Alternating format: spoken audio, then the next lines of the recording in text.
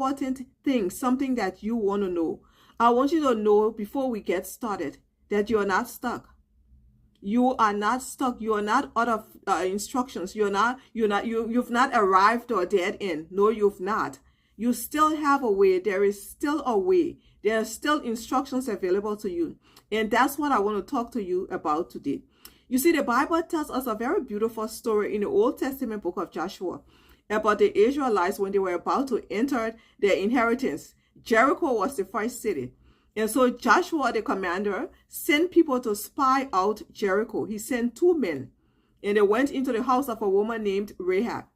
But I want us to note here that when Rahab hit the spies, when they were about to leave, they could not leave the city through the gates because the city gate was locked. It was dangerous. They could not leave that through that way. They couldn't exit by way of the city gate. But they used another way. Rahab got them out of Jericho via another method. And that's what I want you to know. I want you to know that you're not stuck. There is another way you can get out. And so I want you to come. I want to read this verse right here. It's Joshua chapter 2, verse 21. The Bible says, "And she sent them away, and they departed. And she bound the scarlet cord in the window." I want to say to you, I want to suggest to you, I want you to try the quote-unquote window. You see, the doors were locked, the gates were locked, according to the story in the Bible.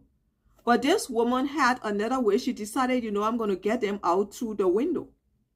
There was another opening. And so she seized the opportunity, and the men did not resist. They did not say, we're not going to go through the window. No, we are men of God. We will pass through the door, or we will leave this place through the gate. But they humbled themselves, and they allowed this woman to let them leave that place. They left through the window by way of a scarlet cord. I want you to know, I want to say something to you. Please come, bring your hearts. You have to humble yourself in this season.